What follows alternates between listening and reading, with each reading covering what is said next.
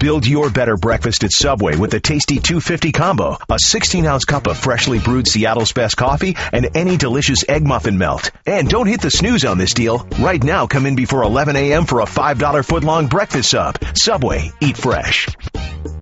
The B.S Report is a free-flowing conversation that occasionally touches on mature subjects. First of all, this is the B.S Report with Bill Simmons. It might be cool, I don't know. And if it's not, I don't care. The B.S Report with Bill Simmons. Bill Simmons works for ESPN. He's also named the sports guy, and he writes a comical sports column. He must be a popular dude. The B.S Report. It's got a real dirty sound, like a rusty steak knife cutting through a well-aged steak. Now. Here's Bill Simmons. Welcome to the B.S Report. A murky day here in Southern California. A little cloudy, very cold, uncharacteristic of the SoCal weather that Cousin Sal and I are used to. He's on the Subway Fresh Take Hotline right now. We go through the lines every week, and I'm doing very well, Sal. You need a big comeback these last 5 weeks. Yeah, we picked against each other, and you're 6-2 and 4. We have 4 ties somehow, and you're right. I need to win the majority of the remaining weeks. I had a chance to have a really good week in picking against games, and I could have gone 12-4 in my column. I had Arizona +1 last night, and it was one of those games that you just lock out in the first 5 minutes. You're like, all right, I have no chance of this. Terrible. I had them too, and that NFC West is such a mess, and I'm sorry for anyone who roots for any of those teams, although you each have equal chance to win the division, but how do you handicap those games? It's just awful one week and a little less awful the next week, and no one's good at home, no one's good on the road. I give up. I give up on that division. Well, what if I had told you that before the game, Frank Gore was going to get hurt pretty early, and it was going to be Troy Smith, Brian Westbrook. Yeah. And that was going to be they were going to go in Arizona and blow out the Cardinals. I would not have expected that. And if you would have thrown in there that at the end of the game there was a shot of Derek Anderson yucking it up on the sidelines with teammates, I would have thought for sure I'm taking the Cardinals.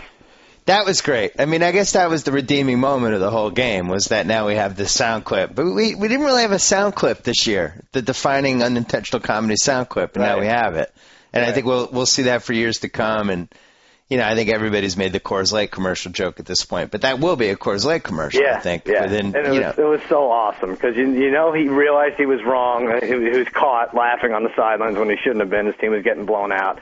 And this relentless reporter is just sticking it to him. What are you laughing about? Why are you laughing? And now he has to turn it around and get angrier than he even is at the loss. And no, I'm not laughing. No. When I'm really sad and pissed off, my mouth curls up and forms a smile, and I start giggling uncontrollably. That's not laughing. I'm not laughing, all right? I'm done with this guy. I wasn't laughing. Yeah, but we have it on video. You were laughing. No, I wasn't. It's not funny, all right? I put my heart and soul into this team. Unfortunately, puts his right arm into the game too. So I put my heart and soul into throwing 6-yard outs on 3rd and 15. Yeah. Really? Is that just at that point? Just go for the pass interference penalties. Don't throw the 7-yard out to a guy who's double covered. Just chuck it up to Fitzgerald. What do you care? Right. Nobody who bet on the Cardinals yesterday is laughing. That's for sure.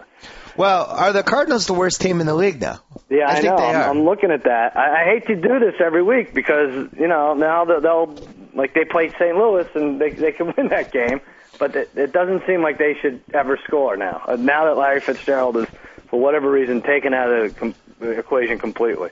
Yeah, because I had Carolina at 32, but I think, you know, you look at the last couple weeks, they were in that Baltimore game before St. Pierre fell apart. He threw back-to-back taints. Yeah. And then last week, we had we keep telling people not to do 3-team teasers, and we do them every week. So we had 2 Thanksgiving.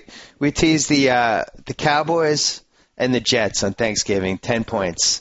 Won those, and all we had to do was win on Sunday. The Browns, we teased them down to a half point at home against the Carolina Panthers, thinking that Colt McCoy was going to be the quarterback, and then finding out to our horror a day later that it was actually going to be Jake Delhomme. Yeah. And at that point, you should just hedge and bet the other team and just hope to break even. We could have hedged plus 10 before the game started. We could have hedged. It would have ended up being plus 11 at halftime, and we looked at each other. And you had a hedged nightmare last week with the Broncos on Monday. So we just were like, let's just let it ride. But Jake Delhomme in a 3-team teaser is like passing a coconut-sized kidney stone. I don't recommend it. It is brutal to watch. It actually was like playing Russian roulette. Yeah. You and I were handing the gun back and forth to each other and aiming it at our heads, and every time it was clicking, and at any point we could have died. And the thing with Jake, like, it's almost like we wanted to win with Jake. Yeah. Because we had so many chances to get out of it, but it was like, I don't know what we were thinking, but somehow we won. I've never come closer to losing a 3-team tease without losing. We won by a half point. We did. And we won because the other team's kicker missed a 40-yard field goal to win the game. Not just the other team's kicker, and this is where I feel it gets personal. Like, I take these bets personally anyway, but John Casey, who I know you remember 7 years ago, whenever the Panthers played the Patriots in the Super Bowl, I dressed as John Casey on media day, pretended to be John Casey. Yep. And fooled most of the foreign press and maybe one or two of the media, the reporters on our soil, and he was not happy at the end. He freaked out on me. I was saying dumb things about being with strippers the night before, and he did not. I have not been invited to into media day since. I don't even think I'm allowed to play Madden, actually. The league hates me. But so when he's lining up to kick it, I'm like, oh, this is revenge. He's going to kill us right here. And I left. The funniest thing about the media day thing was how much you didn't look like him.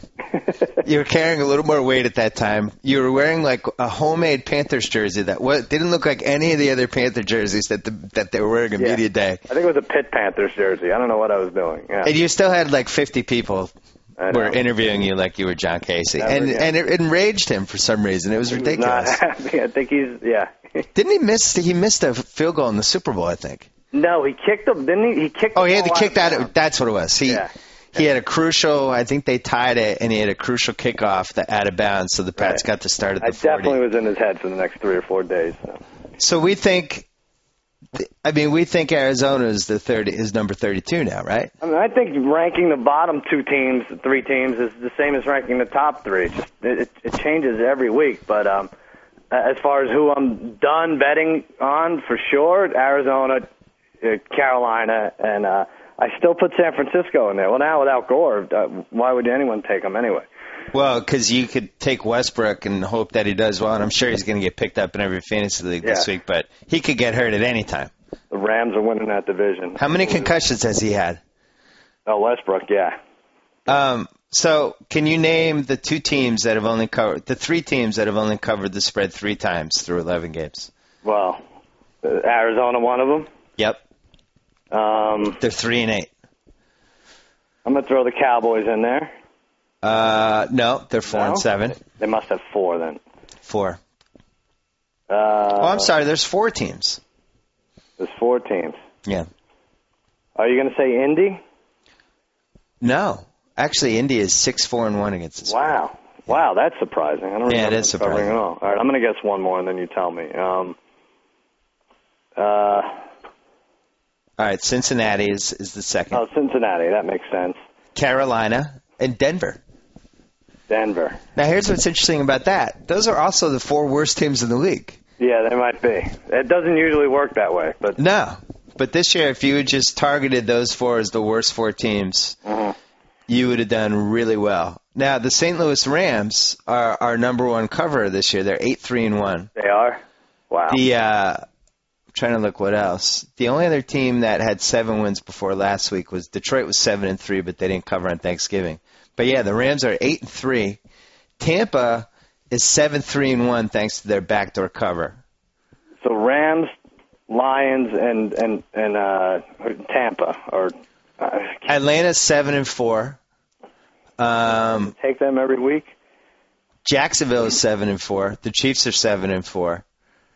Miami is 7-4, and Tampa's actually 7-3-1. But yeah, so here's the point. I mean, the top 3 are so similar to the bottom 3 from the beginning of the year, but I write this every year. If you can figure out, now obviously it's extremely hard to do, but if you can kind of figure out who's going to be better than people think and who's going to be worse than people think before the season, and you just ride that sentiment both ways, you're going to win money. Well, what an amazing thing you just said. Thank you. Thank you. If you could figure out who's going to be good against the spread, you can win money. Hey, listen, that's why I'm here. Wow. But I mean, you should have saved that for the column because I need to see that in print and stare at it for a while. Well, I mean, I pick against Cincinnati basically every week. Yeah. And it's one of the reasons I'm doing pretty well in that Vegas contest. Mm-hmm. And I think Tampa going the other way, like I betrayed the Bucs last week. I betrayed my man Josh Freeman. And all right. Well, we should get to it because those are two spreads, Cincinnati and Tampa Bay, that I have a problem with. And I wonder if Vegas agrees with your assessment because they seem to be all over the place this week. Well, one last thing. Go ahead. The favorites this year, do you care to guess what the favorites' record is? What percentage? I don't know how many games. The favorites are 78, 95, and 5. Against the spread. Yeah. So if you had just taken the underdogs in every single game, you'd be 17 games over 500 It is right interesting because you look at a game. If you look at a game and have no feeling on it either way, do you tend to take the underdog or the favorite? I used to in the old days. I always took the favorite. When in doubt, lay the points, and now it's the opposite. And that's why I took the Cardinals in that game. When in doubt, take the points. You're right. Really? I know. We have to switch to the underdog. The only weird stat this year that doesn't jibe with that. So the underdogs are 17 games over 500, but the home underdogs are only 29, 26, and 3. You would think that because the underdogs are doing so well, then the home dogs would just be fantastic, but that hasn't been the case. Basically even. Yeah. Yeah. So anyway. That is interesting. I mean, it seems like there are more 3-point spreads too. So if the underdog is winning, then that's why I'm afraid to take the underdog in these games when it's a coin flip. It's like, well, favorite only has to win by 3 here, and then it doesn't happen. The other thing I've noticed through 12 weeks is that other than the Giants blowing that one Dallas game as a double-digit favorite, can you remember a double-digit favorite actually losing outright this year? This year, I'd have to go through. Let's see all the. Because I mean, basically, if you're doing 3-team 10-point teasers.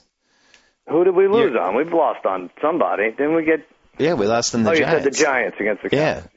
Yeah. And, I guess the Browns... Oh, yeah, and Saints-Browns in Week 7, the Saints were given 13. Mm-hmm. And that's Bills really... didn't screw anybody, or it was close? No, that was the only one. There really hasn't been a lot of high lines this year. No. Saints-Panthers were 13.5, and they squeezed that one out. But, yeah, the lines have been, for the most part, 4 and under. Yeah. I guess a parity. Well, let's hit Week 13. All right, let's do it. Thursday night, Houston at Philly. Thursday night game. I hate this Houston team. I'm going to say... go ahead. Guess the line first. I'm going to say Eagles by 7.5. All right, I get this one. I said 8, and it's 8.5 currently. Okay. And they probably should win by more, right? I mean, they'll go back to being the worst pass defense in the league, and Michael Vick will flex his muscles a little. Well, I made the case for Rusty Smith last week, and apparently if you're the historically atrocious pass defense, it's still going to be enough to stop Rusty Smith. I don't think Michael Vick is – I think that's a whole different animal. Yeah, Rusty Smith to Michael Vick, it's a big difference. But is Andre Johnson playing this game because it's a Thursday night game? That's interesting. It really seems like that was done for television. I thought those guys were gone we wouldn't see them for a 3 weeks maybe, didn't you? Thought for sure there would be one suspension of 1 game each. Yeah. But it was interesting yesterday. I was watching some of the shows. Everybody was using he was asking it defense for Cortland Finnegan. You rarely hear that on the sports shows. Basketball, yeah. I know. Dicko was basically saying he wished he'd hit him again. He wished he'd landed with that last punch. And people... because Finnegan just has a history of doing this, but it was pretty interesting. But you know what's an easy thing to say for a guy like Andre Johnson? He didn't say it, but I would use it almost immediately after this. Like, if you would have heard what he said to me you would have done the same thing. Then you got the whole country wondering, like, what? Whoa, my God, what could he have said? We can't suspend this guy. He's got this big secret he's holding on to. So.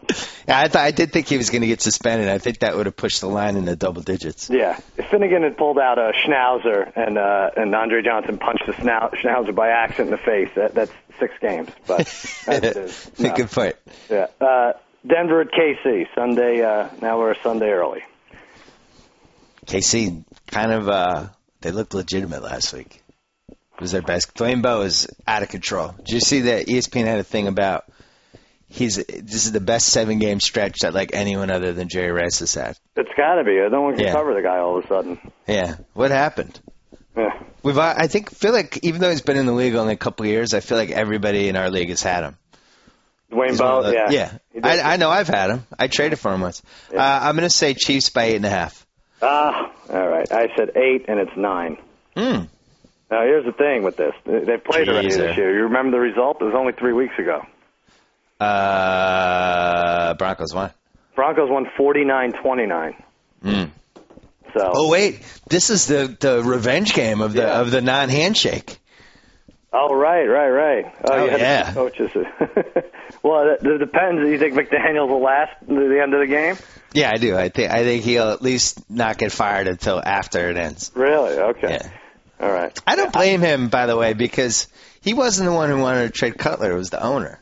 Mm-hmm. The owner was the one who took it personally that Cutler, I don't know, didn't want to see him or whatever that'll happen. And now, with the way Cutler's playing, that trade is finally. I usually love the revenge game, but, God, they gave up 49 points to Denver the first time. And no way am I betting Denver. I'm just trying to figure out how much I want to put on KC. Well, we'll throw them in a tease. That will lose whatever the third part of the tease is. I think I have a good 3-teamer this week. All right, Chicago at Detroit. One last thing on the Chiefs. They could finish 11-5 and not make the playoffs if San Diego runs the slate.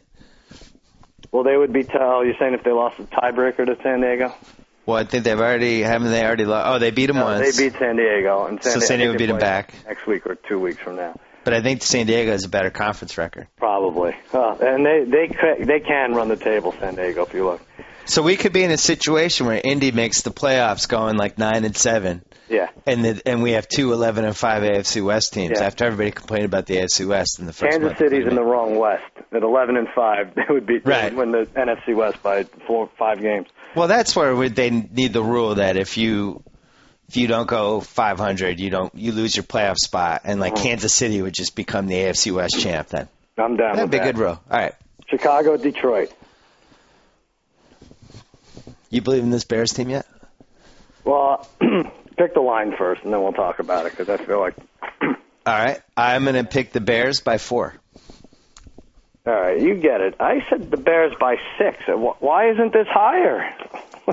The Lions are 2-9. The Bears are 8-3. It's time to... So what's the line? Oh, I'm sorry. It's 3.5. You get it. Oh, I almost picked that. I upped it. Well, whatever. It's people going to take the Lions at 3.5 now? I don't know if we'll keep talking. I'm going to see if this is a trap game for the Bears. Do you believe in the trap game? Because we saw it again with the Steelers. Of course yesterday. I do. Of course. Yeah. I've been trapped millions of times. But you know what the better bet actually is? Betting, it's a hidden gambling secret, but betting against the Lions in the second half is the way to go. Cowboys, Jets, and I think the Pats covered in the second half last Thursday, right? Yeah. 5 touchdowns to none. Oh, yeah, the Bears have the Pats in a flex game that was moved to 4:15 at home, December 12th, yeah. So I think this does fit the trap qualifications. I know, but... I'm still taking the Bears. Well, I'll stay away from that one, but... I really like the way the Bears are playing. I mean, they finally wore me down in that Miami game when they just killed Miami. And then, that Philly game, they really dominated it. Philly made the late run, Well, they're good, and they do all the right things, and teams help them out, though. I mean, what's with kicking the Hester? Doesn't it seem like the game is over as soon as you kick the Hester? If it's a 50-yard return or returns it for a touchdown. The whole other side of the field, and smarten up teams. Well, the thing with Chicago, and I've said this before, but people don't believe in their offense because they don't have like the fantasy guys that we can identify with. But they showed that graphic during the Philly game. They'd had like 5 plays of more than 30 yards. Like they get big plays. Yeah. You never know that. You half the time you don't know what the name of the guy is who's making the play, but they tend to just get these 30-yard runs, these 35-yard screen passes, 40-yard pass downfield. So I think Bears they're are playing the Bengals. You're like, oh man, the Bengals. Offense is so much better, but it's really it's really not. And I don't think we used to say can't wait to bet against the Bears in a playoff game. Like, I think the Bears might be, if they can get a 2 seed and be at home for round 2, I think they're going to be tough. I know. If they're home, I may not go against them. That's a tough one. Yeah. Washington at the Giants. Giants looked awful last week. This line is going to be bumped a little high because people like the Giants, and I'm going to guess 8.5. All right, I guess 7, and it's exactly 7. So we're tied 2-2. Yeah, I mean, the Redskins shouldn't have a chance in this game, as bad as the Giants are, right? I mean, they've shown their hand. Jags kind of gave that one away. Yeah, they had that one, and it really didn't seem like the Giants wanted it, and then they just kind of hung around. They finally took it. It seems like the Giants are a little too banged up. But I don't think the Redskins are the team that is going to make them pay. I mean, if they shouldn't win on the road the rest of the year, the Redskins, after what I saw last week. Right, I'm with you. All right, Jacksonville at Tennessee. Here we go. Tennessee is my official team that just screws me week after week after week. I can't get a handle on them. You don't think Rusty Smith gets his act together No. this week? I mean, I'd be shocked if he didn't bounce back. I actually think they're going to be getting points at home. I'm going to say Jags by 1.5. I said Jags by 3, and Tennessee is favored by 3. So you get it. Does that mean Collins is coming back? It must mean Collins is coming back. And he was eligible last week to play, too. He was active. Like, there must be something else we don't know about there. But you know, one of the reasons I liked Rusty Smith was because he was the leading passer in Florida Atlantic history. What? One of the few things we knew about him. Yeah, remember we Googled it? Oh, that's right, yeah. Somebody I know he was the leading passer. I would have guessed 15th all time. He was the leading passer in Florida Atlantic history. Now, what we didn't know is that Florida Atlantic has only had football since 2001. A graduate pointed that out to me. So, not as impressive as it sounds. They should. Maybe this has been covered before, but the Rusty Smith is a terrible quarterback name. It really Smith seems to be a bad name for a quarterback, a last name. But Rusty, change it to Trusty. Or even Krusty is better. But if you change it to Trusty, I think your teammates start taking you seriously. I actually wrote in my little quick picks column last week that he was doomed with the name Rusty. There's never been a great Rusty, and my editor Dave Schoenfield pointed out that Rusty Staub was the only good Rusty ever. Staub, of course. Other than that, there has not been a good Rusty. Yeah, but he was. He's primarily a pinch hitter, and that's what this guy is. Right, but he did have some good years way back. But 45, I guess. But yeah, if you want to have a son who's going to be a professional athlete, don't go with the name Rusty. Yeah, bad idea. All right, San Fran at Green Bay. San Fran at Green Bay. I feel a little differently about this game than I did 24 hours ago. Well, how did you feel? You thought San Fran had a chance ever, or before, or now? Troy Smith makes throws. He's not terrible. I'm still saying this is high. I'm going to say Packers by 8. All right, well, this is a good split. We split it because I said 12, and it's 10. I went way too high there. Green Bay favored by 10. I like Green Bay a lot. We watched that Falcons game, obviously, together, and I thought they did more to win that. And maybe the stats don't indicate it, but Aaron Rodgers is like a scrambling Peyton Manning now. All right, so we have... Yeah, you were about as excited for Aaron Rodgers as I've seen you for a non-Cowboy in a long time. In fact, he fumbled at the one. Like that was, what was that? Like a 4th down catch that really hit the ground with Gonzalez for the Falcons, and then all sorts of penalties. The Falcons have this home, like the way you think they're UCLA of the '70s, the way people talk about them, but they kind of just get by at home. So they always win it though. Yeah. You were so into Rodgers that it felt like if you had a third kid, he might have the inside track in the middle name. That might be it. Yeah. I went with Romo. Why not? Tony Rodgers Iacono. Buffalo at Minnesota. Oh, man, this Bills team. They just keep covering. They're 6-4-1 against the spread. Just fire their coach. Every week there should be a different coach fired, and then you'll win the next week. Did the Bills fire that guy, and then win the next week? Bills didn't fire their coach during the season, though. What's that? They didn't fire their coach during the season. Oh, you're talking about the Vikings. The Vikings, yeah. Yeah. Where they've come back here. Yeah, I mean, now it's, I don't know, really with that Chicago-Green Bay division is tough. But yeah, it does seem like they could have saved their season and maybe gone 9-7 if they'd done that 3 weeks ago. I'm going to say Vikings by 7. That's what I said, and it's 6. I thought it'd be a little higher. We noticed that we were talking about the Bills because for some reason we always have them on when we're watching the games. And they'll fall behind, but they can always throw the ball and make plays. Yeah. So even though when they're down 13-0, normally it's, the Steelers, they had this. But we kind of kept our eye on that game because we were like, Fitzpatrick could come back from this. It's weird. They're not a typical bad team. I mean, no. They're 2-9, and, like you said, they get down 2 touchdowns, they come back. They've done it like 5 times, 5 of the last 7 weeks. Whether they've won or not is different. But and I know Steve Johnson dropped that game winner, but that guy's a machine. I mean, that guy's been great. He's probably the fantasy, other than Vic, the fantasy pickup MVP of the year. He should maybe stay off Twitter, but yeah, good idea. And don't blame God. Yeah. By the way, God only 1,200 followers. I would have thought more. Is that true? Yeah, God. Yeah. Who's he following? That's what I want to know. He's following Kurt Warner, Whitney Cummings, and Kurt Warner. Yeah. Do you think Kurt Warner feels guilty? I mean, there's blood. The blood of the 2010 Cardinals season is just all over him. Yeah. Hope you had a good time dancing, Kurt. Yeah, enjoy your reality dancing career, Kurt. But your team just completely fell apart without you.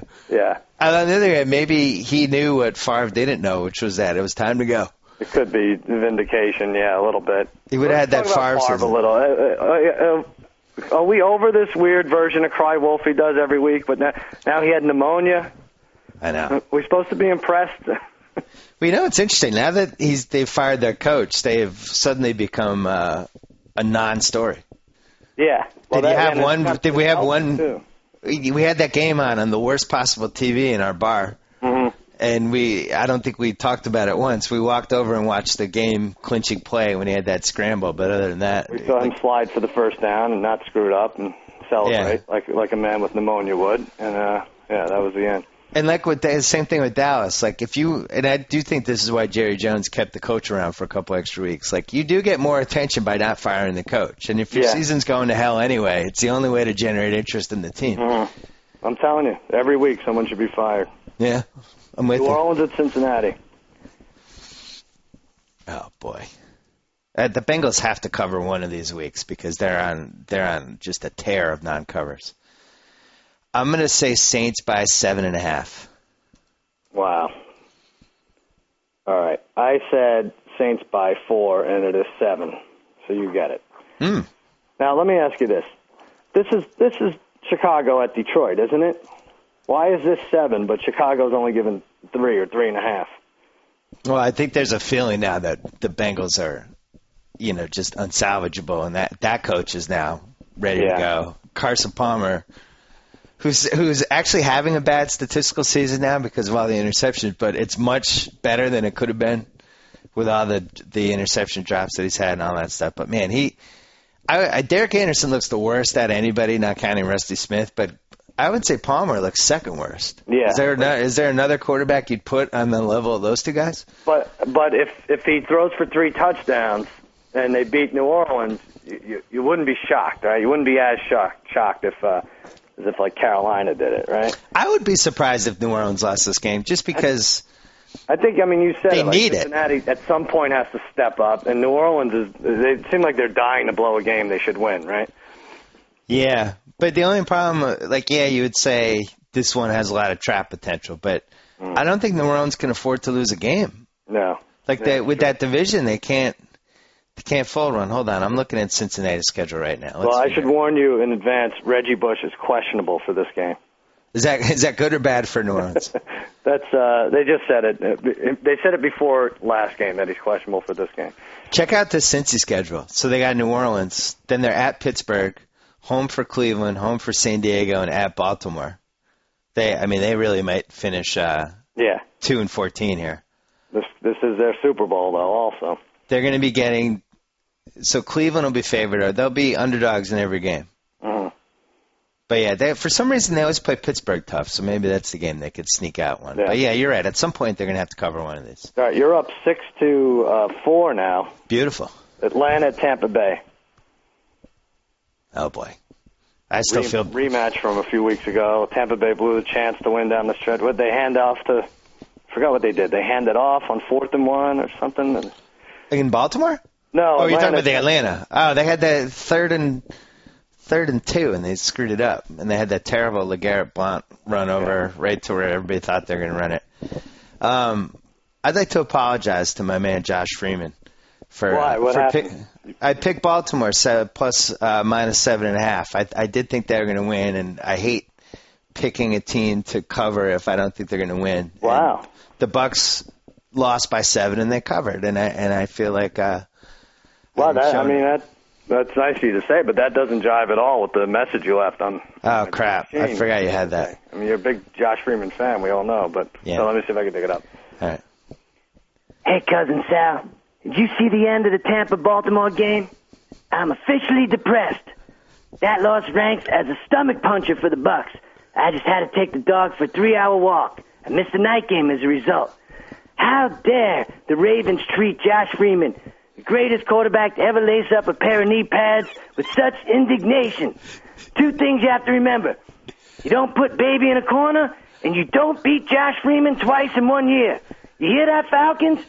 He could do it all. He could run, he could throw, and someday he'll kick soccer balls for my beloved Tottenham Hotspurs. You can take that to the bank. Now, if you'll excuse me, I have to go write a 395,000-word column on the parallels between Gabe Kaplan's courageous run at the obstacle course and Battle Network stars and Fredo's struggle with the notion of killing his brother in Godfather 2. Bucks plus that's the a good points. idea. Josh Freeman. Ciao. That's a good idea for a column. I don't know if I've done that one. A lot of words. Yeah, that's a lot of words. I really went overboard on that message this week. Yeah, well, I don't know. You put a few back, and who knows what you're capable of. This line is going to either be Falcons by 3 or Falcons by 2.5. And I'm going to give my man Josh Freeman the benefit of the doubt, and I'm going to say Falcons by 2.5. Oh, I love it. I said Falcons by 3, and it's Falcons by 3. Oh! I got a free one from Freeman. Thank you.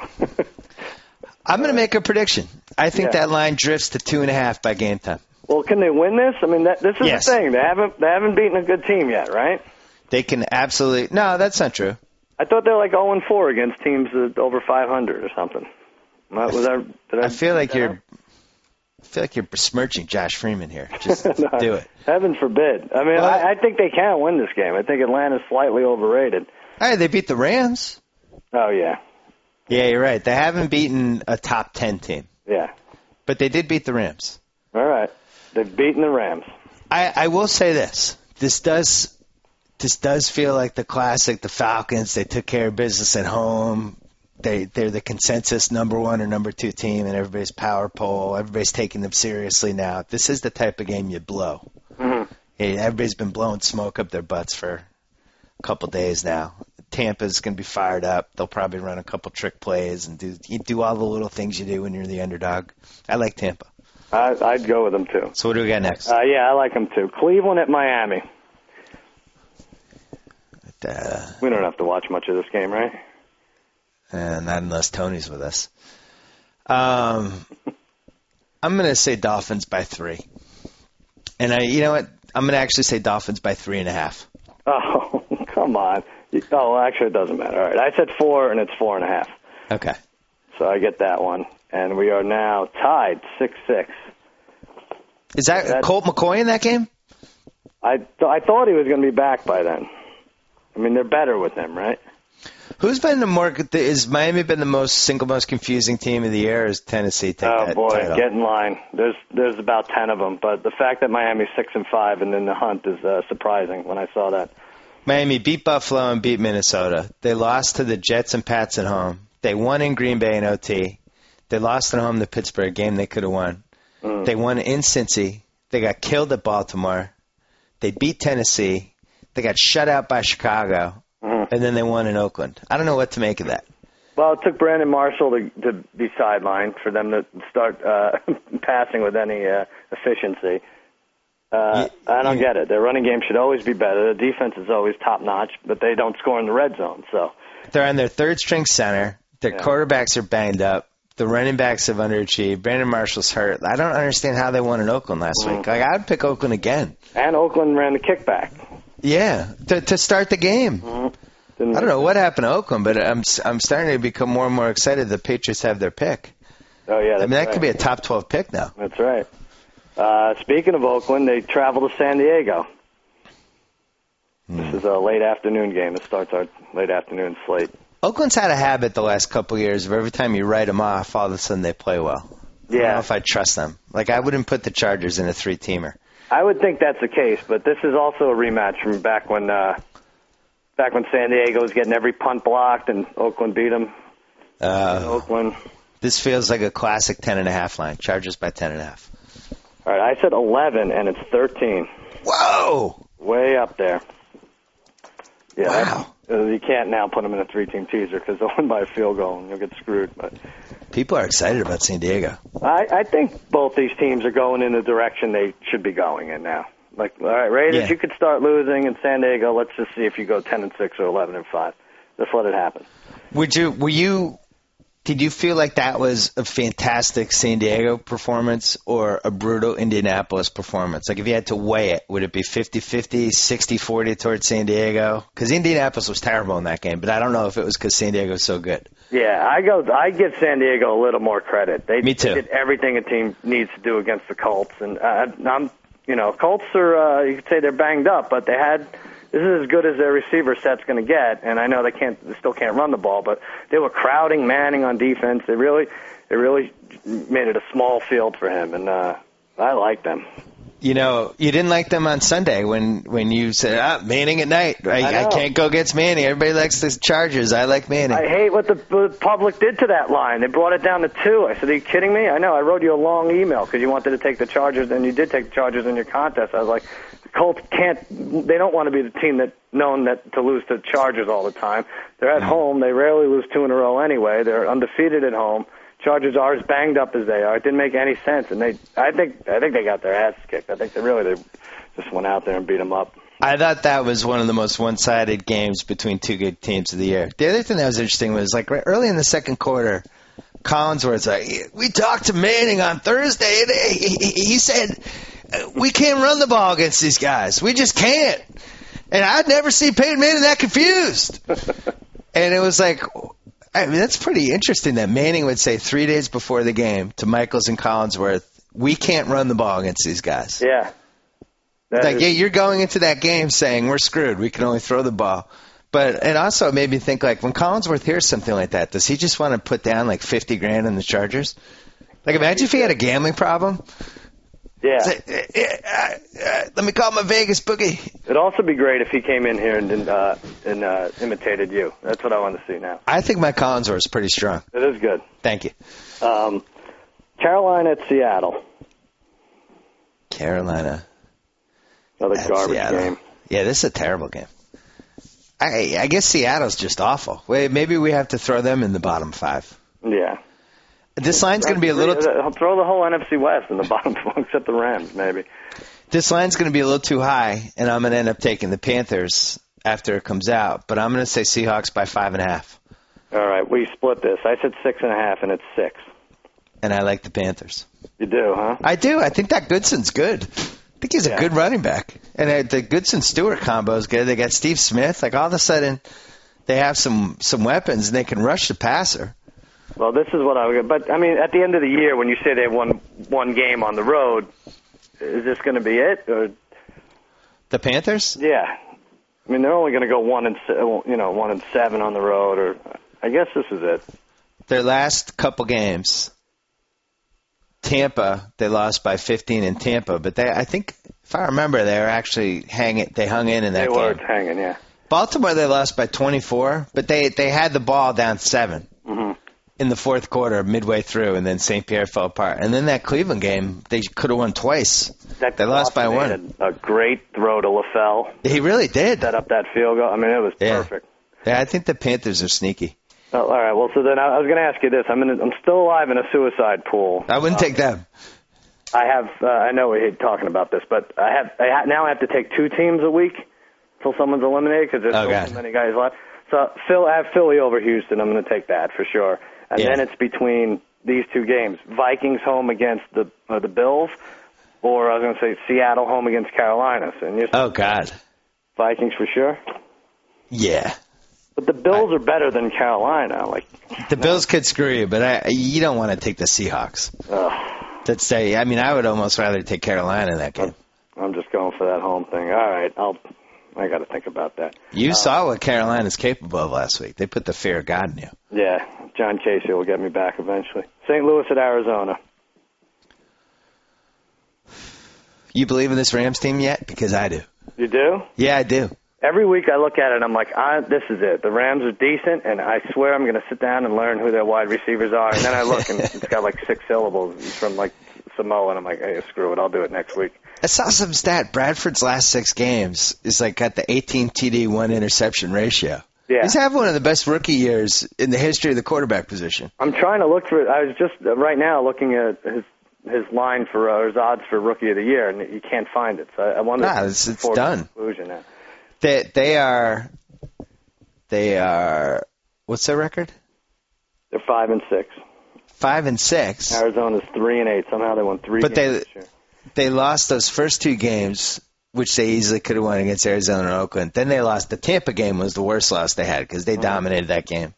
And then they lost that OT game to San Fran when they had the ball in overtime.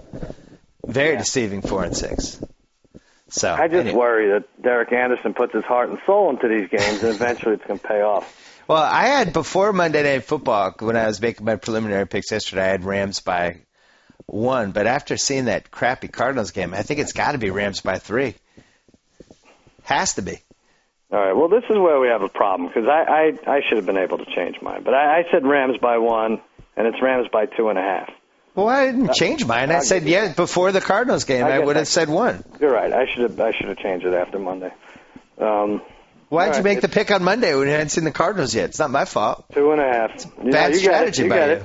I'll give you that. So it's 8 to 8, and there's 3 left. Okay. This is where you shine usually. I usually come on late like Josh Freeman, my man. We're Dallas at Indianapolis. Ooh, winnable game for your boys. Yeah. Is Indy going to lose 3 in a row?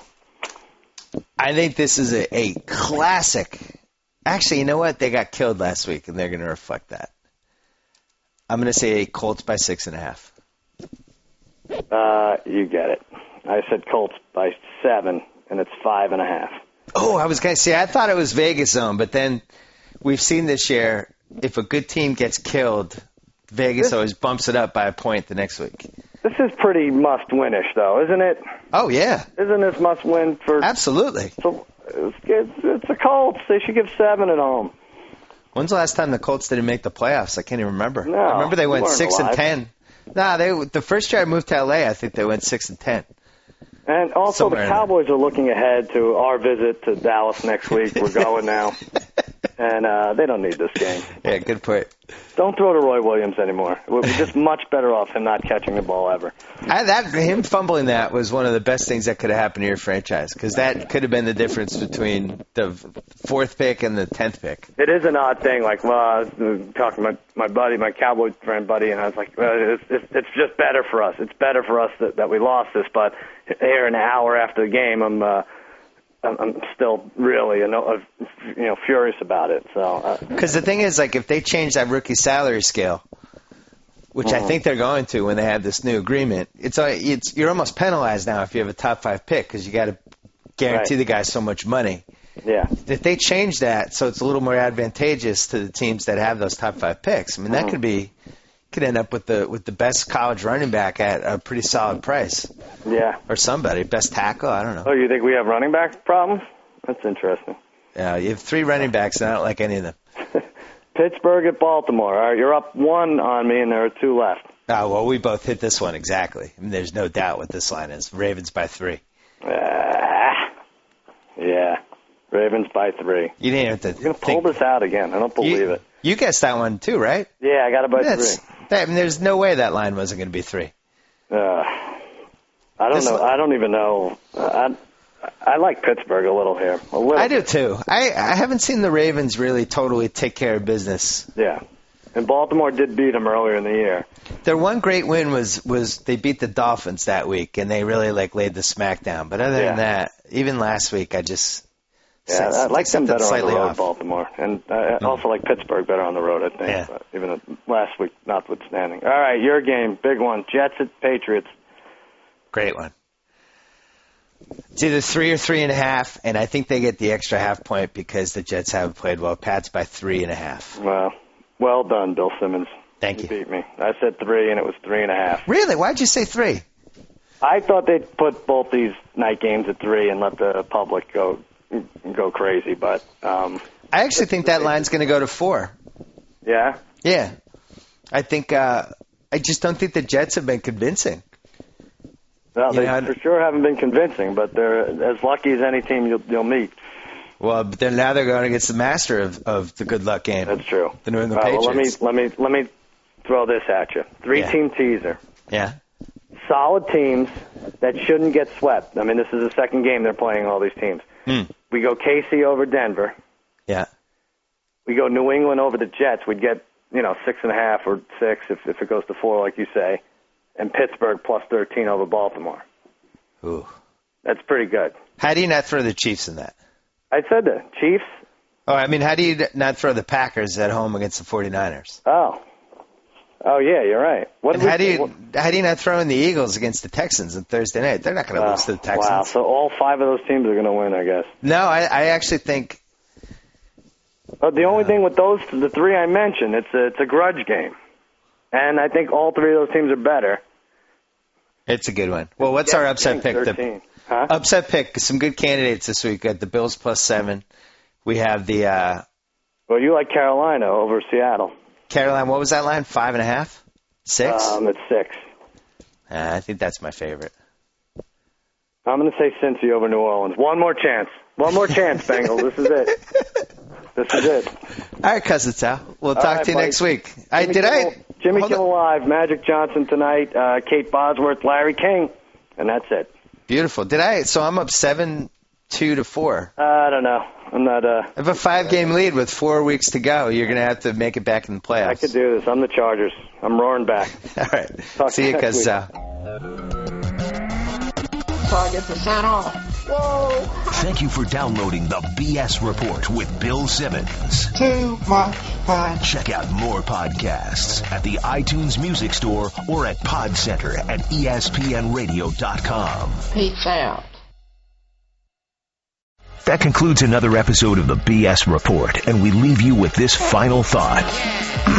Subway Restaurants is cheering on Jared. As if losing almost 250 pounds wasn't enough, Jared has run 552 miles training for the 2010 ING New York City Marathon. He fuels his training with the low-fat Subway Club. So now, to celebrate this landmark achievement, the Subway Club is the newest $5 footlong sub for a limited time, so hurry in. And hey, Jared, what's next? Scaling Everest? Maybe kayaking?